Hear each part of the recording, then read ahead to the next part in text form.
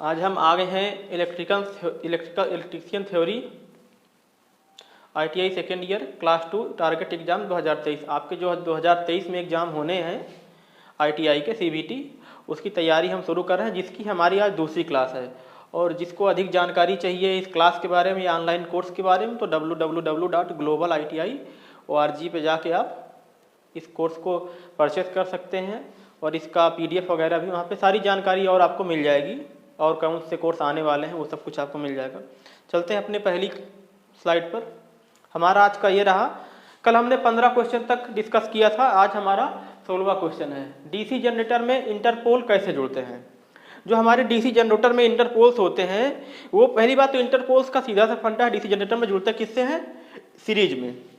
तो सीरीज में हमने देखा, तो सीरीज जैसे ही दोस्तों हम सीरीज क्वेश्चन में कहाँ दिखा है, इन पैरेलल दिखा है, नहीं है। इन सीरीज चलो ये हो सकता है, एक देख लें। इन पैरेलल ये तो नहीं, 2 क्वेश्चन तो खत्म, क्वेश्चन देखने के साथ ही 2 क्वेश्चन खत्म हमें। और ये सीरीज हम जब आपको ट्रेड थ्योरी बताएंगे, हर वीडियो में बोलते हैं कि जब ट्रेड थ्योरी का हम वीडियो लेके आएंगे तो वहाँ पे सारे डाउट क्लियर हो जाएंगे।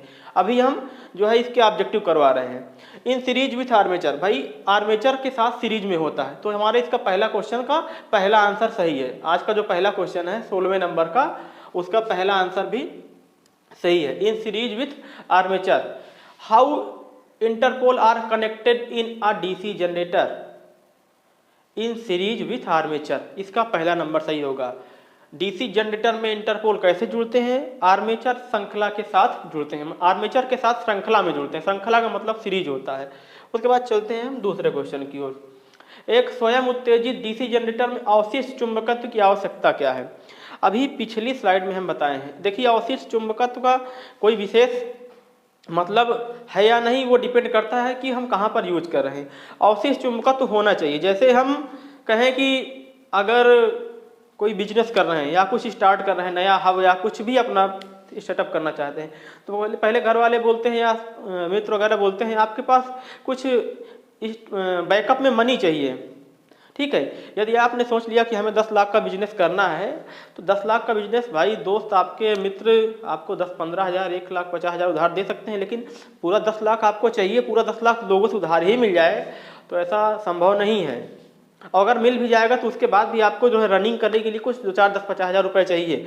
तो आपके पास जब 2-4-10%, 20% क्षमता है, तभी आप 2-4-10% लोगों से क्षमता बाकी मांग सकते हैं, हेल्प कर सकते हैं कि चलिए दोनों लोग के सहयोग से हमारा ये काम हो जाएगा। तो वही चीज़ है, मतलब हो तो जाएगा वैसे भी अगर करना चाहोगे। जीवन में कठिन कुछ भी नहीं है, अगर तुमने चाह लिया, ठान लिया, तो कठिन तो कुछ भी नहीं है। लेकिन अगर पास में तुम्हारे पास कुछ भी है तो चीज़ें आसान हो जाती। वही चीज़ उसी चीज़ की बात कर रहा है। DC जनरेटर में अवशिष्ट चुंबकीय की आवश्यकता क्या है। भाई DC जनरेटर स्टार्ट करने के लिए हमें आवश्यकता क्या है, बोला कि स्टार्ट करने के लिए, हम बता दिए ना कि किसी चीज़ को स्टार्ट करने के लिए। तो DC जनरेटर में अवशिष्ट चुंबकत्व की आवश्यकता क्या है, तो DC जनरेटर को स्टार्ट करने के लिए जिस मैग्नेटिज्म की हमें आवश्यकता होती है, मैग्नेटिज्म की आवश्यकता होती है, उसे हम रेजिडुअल मैग्नेटिज्म या अवशिष्ट चुंबकत्व बोलते हैं। यहाँ पे लिखा होगा रेजिडुअल मैग्नेटिज्म लिखा हुआ है। DC जनरेटर में अवशिष्ट चुंबकत्व की आवश्यकता क्या है, तो यहाँ पे लिखा है वोल्टेज का निर्माण करे, फील्ड करंट को कम करे, आर्मेचर करंट कम करे, नियत आउटपुट वोल्टेज बनाए रखे। खैर यहाँ पे उसने वो नहीं दिया जो हम बता रहे हैं। अवशिष्ट चुंबकत्व की जरूरत होती है सेल्फ स्टार्ट बनाने के लिए। वो कहीं किसी में अवशिष्ट चुंबकत्व खुद से होता है तो वो जनरेटर हमारे सेल्फ एक्साइट हो जाते हैं। किसी में अवशिष्ट चुंबकत्व का जो मैकेनिज्म जो है बाहर से किसी आउटर सोर्स से देना पड़ता है, तो उसके लिए हम बोलते हैं सेपरेटली जो जनरेटर बनता है, मतलब किसी अदर चीज़ से एक्साइट किया जाए तो उसको बोलते हैं सेपरेटली एक्साइटेड DC जनरेटर, जिसकी चर्चा हमने पिछली क्लास में की थी। तो यहाँ पे जो दिया है 4 ऑप्शन, अब जब जनरेटर होगा तो यहाँ पे EMF आएगा ही आएगा। जनरेटर शब्द आए और EMF ना आए, तो EMF की बात कहाँ पे किया है, EMF की बात कहीं किया है, ये किया बिल्ट अप द वोल्टेज। तो इसका ये आंसर सही हो गया दूसरे का। ठीक है, चलते हैं हम तीसरे क्वेश्चन की ओर अपने। आज का हमारा तीसरा क्वेश्चन है, मशीनों में वो कौन से 2 बिंदु हैं जो ब्रश से संपर्क प्रतिरोध को मापते हैं। क्वेश्चन पढ़िए आप लोग एक बार। Which are the 2 points that the brush contact resistance measure in DC machine? मशीनों में वे कौन से 2 बिंदु हैं जो ब्रश संपर्क प्रतिरोध को मापते हैं। तो पहला है ऑप्शन विपरीत ब्रश के बीच प्रतिरोध, ब्रश और कम्यूटेटर राइजर के बीच प्रतिरोध, फिर ब्रश और कम्यूटेटर के बीच प्रतिरोध, ब्रश और आर्मेचर कंडक्टर के बीच प्रतिरोध। चारों ऑप्शन आपने पढ़ लिए। तो देखिए जो resistance between brush and commutator, ये इसका सी नंबर सही है। जो डीसी मशीनों में ब्रश संपर्क प्रतिरोध को मापते हैं वो resistance between brush and commutator होता है, ठीक है। Which are 2 point that the brush contact resistance measure in DC machine. तो भैया ये है 2 point, resistance between brush and commutator. 18वें नंबर का हमारा सी ऑप्शन सही है। उसके बाद चलते हैं 19वें नंबर पे। जब ट्रेड थ्योरी का क्लास आएगा तो वहाँ पे सारा सलूशन दिया जाएगा। इन क्वेश्चन को फिर से लगाएंगे स्लाइड में। देखिए इस क्वेश्चन को जो हमने वहाँ चर्चा की है उसका आंसर ये है, और वहाँ पे सी नंबर या बी नंबर ये सही था तो क्यों सही था वहाँ पर मैं पूरा चीज़ बताऊँगा कि इस वोल्टेज ड्रॉप को क्रॉस के रूप में चिन्हित किया गया है। Which voltage drop is indicated in the portion mark as cross, ये लिखा हुआ है। क्रॉस में बोल रहा हूँ, एक्स का टाइप बना हुआ है। तो देखिए इसमें जो होता है, एक होता है आर्मेचर वोल्टेज ड्रॉप, एक होता है रेजिस्टेंस का, आर्मेचर रेजिस्टेंस के थ्रू ड्रॉप होता है, एक होता है आर्मेचर वोल्टेज होता है। ऐसे कई सारे लॉसेस इसमें होते हैं, सबका अपना अलग अलग खेल है। लेकिन हमें जो पूछा है सिर्फ उसका आंसर देना है। हमें क्या पूछा है, ऊपर वाला हिस्सा पूछा है। देखिए 2 दिया हुआ है यहाँ पे IARA और नीचे जो दिया है आर्मेचर रेजिस्टेंस। तो जो इसका आंसर होगा ऊपर वाला आर्मेचर रिएक्शन होगा, नीचे वाला आर्मेचर रेजिस्टेंस होगा। तो आर्मेचर रिएक्शन कहीं दिया हुआ होगा आपके सिंपल में। Which voltage drop indicated in the portion mark rest X, full load voltage drop, armature voltage drop, armature reaction voltage drop, armature reaction drop, shunt field voltage drop. तो जो हमारा ये है आर्मेचर रिएक्शन के है, ये वाला एरिया हमारा आर्मेचर रिएक्शन,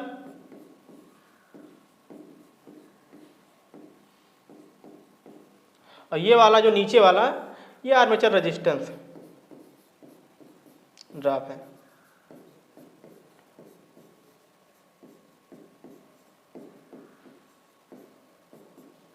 तो हमारा इसका कौन सा आंसर सही है, सी नंबर। उसके बाद चलते हैं हम अगले क्वेश्चन की ओर। कंपाउंड जनरेटर का नाम क्या है यदि शंट फील्ड आर्मेचर के साथ समांतर में जोड़ दिया जाए, ठीक है। अब बोला है कि समांतर में जोड़ दिया जाए, बोला है what is the name of the compound generator if the shunt field is connected in parallel with armature. बोला है कि पैरेलल में कनेक्ट कर दिया जाए। शंट जनरेटर आपने वैसे सभी ने देखा होगा बेसिकली,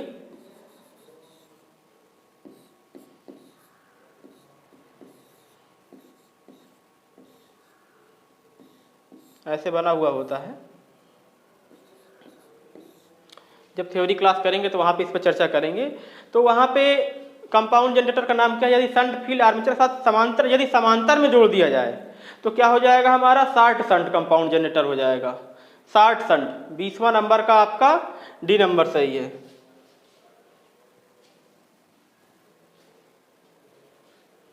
इसमें मैंने पूरा बताया नहीं है आपको, ऐसे होता है। यहाँ पे ये भी रेजिस्टेंस है, IARA होता है आर्मेचर रेजिस्टेंस, और ये पैरेलल की बात कर रहा है,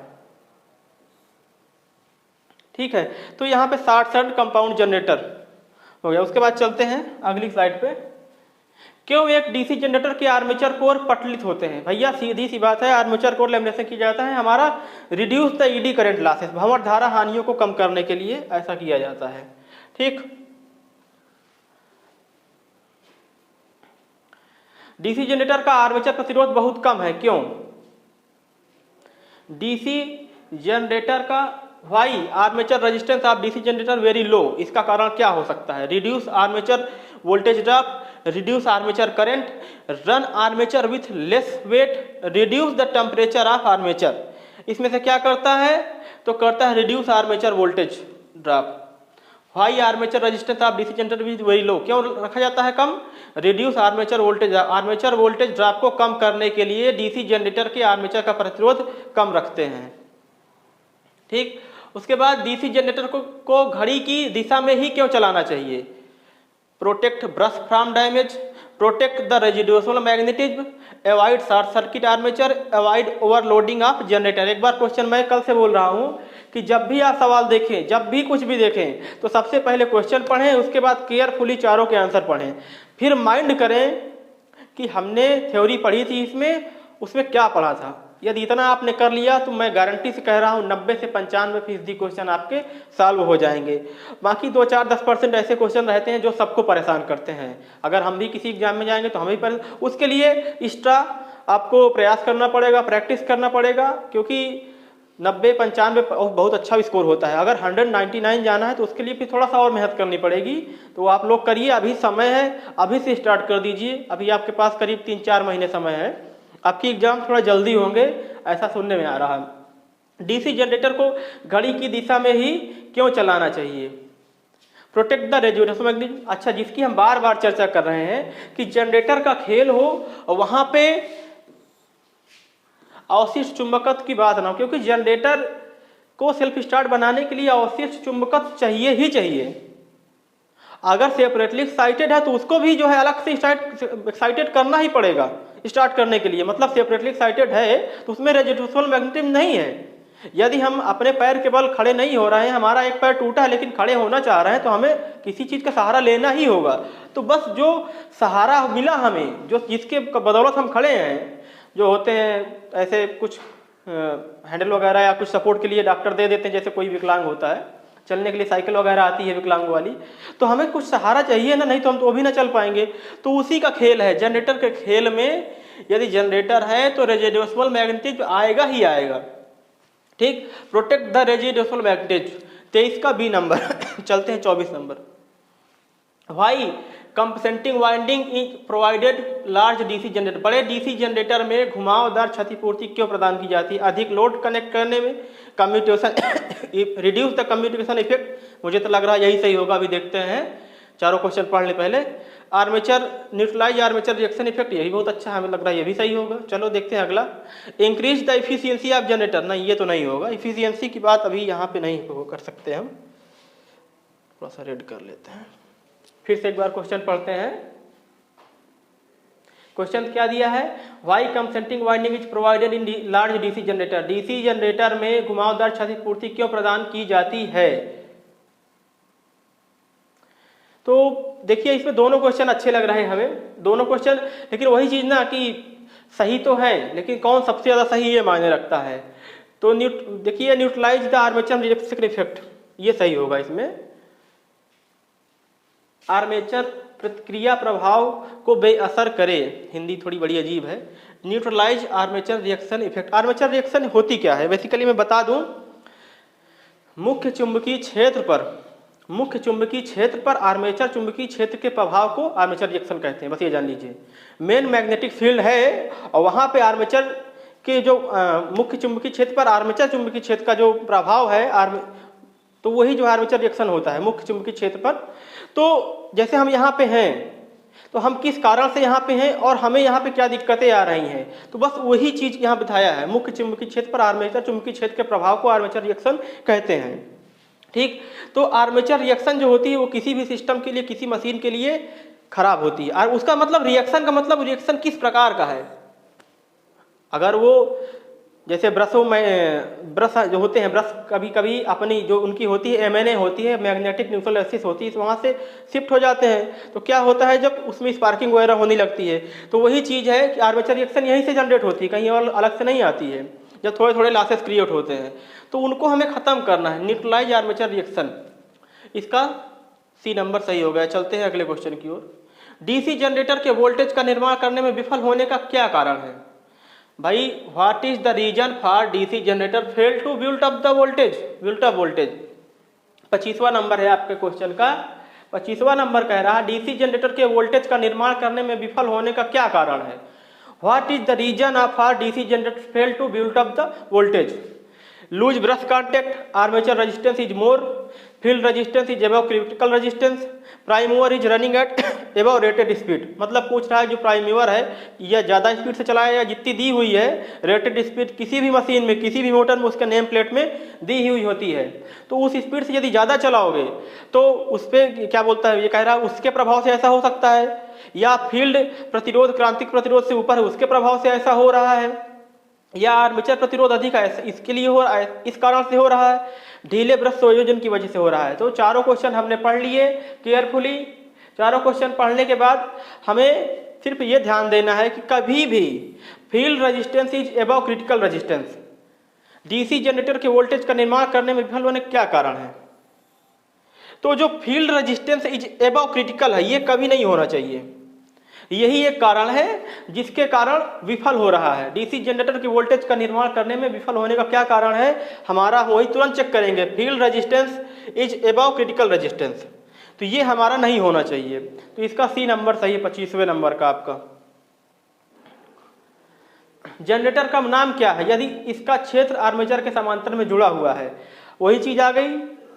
इसका फील्ड जो है कह रहा है समांतर में जुड़ा हुआ है, हम जोड़ देते हैं, क्या दिक्कत है। आप जैसे बोल रहे हैं वैसे कर रहे हैं, हम कहीं स्पेशल से नहीं। और बाकी जो बहुत कुछ करना है जब हम थ्योरी क्लास लेके आएंगे वहां पे करेंगे।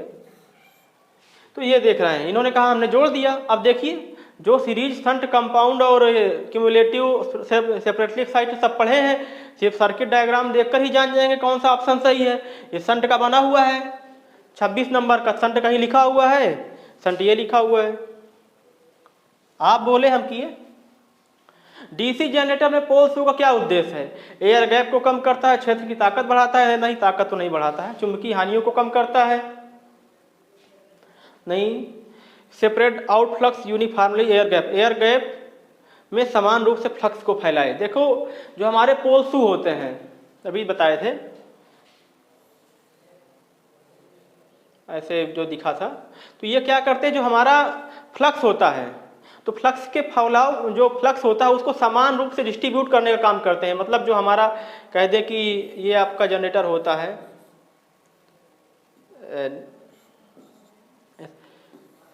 तो जो यहाँ पे फ्लक्स का फैलाव होता है, ब्रश हमारे क्या करते हैं, ये जो हमारा फ्लक्स का फैलाव है ये समान रूप से डिस्ट्रीब्यूटेड हो, यूनिफॉर्मली हो। तो उससे क्या है, जब यूनिफॉर्मली डिस्ट्रीब्यूटेड होगा तो लॉसेस नहीं होंगे। तो यहाँ पे हमारा कौन सा सही है, reduce the air gap, air gap increase the field distance, नहीं, हमारा यही नंबर सही है। क्या बोलते हैं, spread out flux uniformly the air gap, air gap में समान रूप से फ्लक्स को फैलाए, ये वाला सही है। उसके बाद सही है, देखते हैं डीसी जनरेटर में स्प्लिट रिंग का क्या कार्य है, maintain constant voltage, collect the current unidirectionally, धारा को एक दिशा में एकत्र करता है, reduce the voltage drop at brush, increase the terminal voltage then rated. 28वां नंबर कह रहा है what is the function of split ring in DC generator, DC generator में स्प्लिट रिंग का क्या कार्य है, निरंतर वोल्टेज बनाए रखता है, धारा को एक दिशा में एकत्र करता है, ब्रश पर वोल्टेज ड्रॉप को कम करता है, और increase the terminal voltage then rated, rated की तुलना में टर्मिनल वोल्टेज को बढ़ाता है। तो इसमें सही है collect the current unidirectionally, what is the function of split ring in DC generator, धारा को एक दिशा में एकत्र करता है, ठीक है। कलेक्ट द करंट यूनिडायरेक्शनली, इसका फंक्शन क्या है, करंट को कलेक्ट करना, वो भी यूनिडायरेक्शनली फॉर्म में। मतलब यूनिडायरेक्शनल का मतलब होता है एक दिशीय या एक यूनिफॉर्म, जैसे होता है कॉलेज में यूनिफॉर्म, यूनिडायरेक्शनल याद आया कि सबका एक समान दिखे। कॉलेज में यूनिफॉर्म क्यों चलाते हैं, कॉलेज में यूनिफॉर्म इसलिए चलाते हैं कि वहाँ पे कोई यदि अमीर घर का बच्चा है या कोई गरीब घर का बच्चा है तो वो अपने आप को गिरा हुआ महसूस ना करे, अमीर बच्चे के साथ बैठा हुआ है कि इसका शर्ट बहुत अच्छा है, इसके हाथ में जो बुक्स हैं बहुत बड़े उसमें की है, बड़े दूसरे प्रकाशन की है, बहुत हाई लेवल की है, और मेरे पास जो बुक है। तो इसलिए एक कॉलेज में बुक से लेके ड्रेस तक सब चीज़ें सेम रखी जाती है, सेम राइटर की बुक पढ़ाई जाती है, सेम बच्चों को सेम टीचर पढ़ाता है, किसी के साथ भेदभाव ना करें। यहाँ तक कि अब कॉलेज में टीचर के ड्रेसिंग सेंस आने लगे, उनके भी कोड होते हैं, हर कॉलेज के टीचर का भी अपना एक यूनिफॉर्म होता है। उससे होता ये है कि एक समाज को और कॉलेज को अच्छा संदेश जाता है कि कॉलेज में टीचर और बच्चे एक दूसरे के प्रति नफरत का भाव नहीं रखते हैं, मतलब असमानता खत्म होती है, सब लोग समानता की ओर बढ़ते हैं, ठीक है। Which material is use to make brush generator, generator में ब्रश बनाने के लिए सामग्री का उपयोग कौन जाते हैं, सभी जानते हैं कार्बन और ग्रेफाइट ब्रशेस होते हैं, इसमें ज़्यादा डिस्कस करने की जरूरत नहीं है, ठीक। उसके बाद चलते हैं why DC generator are losing their resistance, क्यों डीसी जनरेटर अपने औसत चमकत को खो देते हैं। Heavy short circuit in load, running without load continuously, continuous running without break, change of direction of rotation very often, rotation की दिशा अक्सर बदलती है। तो भाई देखिए रेजिडुअल मैग्नेटिज्म कब खो देते हैं, हाँ उसके लिए मैं एक बात बताऊं, एक हिस्टैरिसीस लूप बनता है, BH कर्व बनता है, ऐसे आपने पढ़ा होगा, जैसे जैसे B की वैल्यू बढ़ाते हैं H की वैल्यू बढ़ती है, फिर एक ऐसी कंडीशन आती है कि सेचुरेशन पॉइंट के बाद H की वैल्यू बढ़ती है पर B की वैल्यू नहीं बढ़ती, ऐसा देखते रहते हैं आप लोग, ऐसे बनता है कुछ।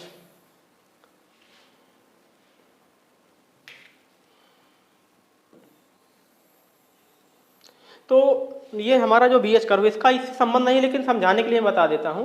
तो ये जो एरिया होता है रेजिडुअल मैग्नेटिज्म का एरिया, तो इधर जो होता है हमें मिलता है ये पॉजिटिव में मिलता है, इधर हमें मिलता है नेगेटिव में। अगर जितना काम हम पॉजिटिव में करें उतना ही काम हम नेगेटिव में कर दें तो हमारे द्वारा किया गया कार्य शून्य होगा, ऐसा हम मानते हैं। जैसे हम 5 मीटर गए और 5 मीटर फिर से रिवर्स आ गए, 5 मीटर पॉजिटिव गए, 5 फॉरवर्ड गए, 5 मीटर रिवर्स आ गए, तो हम जहाँ पे हैं वहीं पे खड़े थे। तो वही चीज़ है यहाँ पे कि change the direction of rotation very often, यदि हम किसी उसका जो है दिशा उसकी बार बार बदलते रहेंगे तो क्या होगा भाई, हम दिन भर 5 मीटर आगे जाएंगे, 5 मीटर आगे फिर पीछे आएंगे, फिर 5 मीटर आगे जाएंगे, फिर 5 मीटर पीछे आएंगे, वर्क हमारा जीरो होगा क्योंकि हमें जाना आगे लेकिन हम किसी कारण नहीं जा रहे हैं, रिवर्स आ जा रहे हैं, लेकिन हमारी एनर्जी लॉस हो रही है। जो हमारे अंदर रेजिडुअल मैग्नेटिज्म था, जो हमने एनर्जी स्टोर करी है, उसको मैं रेजिडुअल मैग्नेटिज्म बोल देता हूँ, तो क्या हुआ धीरे धीरे वो लॉस हो रहा है, अब काम कुछ नहीं हो रहा। तो उसी प्रकार ये है जब उसकी दिशा बार बार बदलती रहेगी तो हमारा आपसी चुंबकत्व क्या है, खो जाएगा, जिससे जो हमारा जनरेटर सेल्फ स्टार्टेड है वो फिर सेल्फ स्टार्टेड नहीं रहेगा। तो वही चीज़ है, इसका डी नंबर सही है। क्यों, डीसी जनरेटर अपने आपसी चुंबकत्व को खो देते हैं, change of direction of rotation very often, rotation की दिशा अक्सर बदलती रहती है, इसलिए वो अपना रेजिडुअल मैग्नेटिज्म खो देते हैं। ये थी आज की हमारी यहाँ तक की शानदार धुआंधार जानदार क्लास। मिलते हैं अगली क्लास में अगले क्वेश्चन के साथ, नए जोश और नए उमंग के साथ। ठीक है, चलते हैं।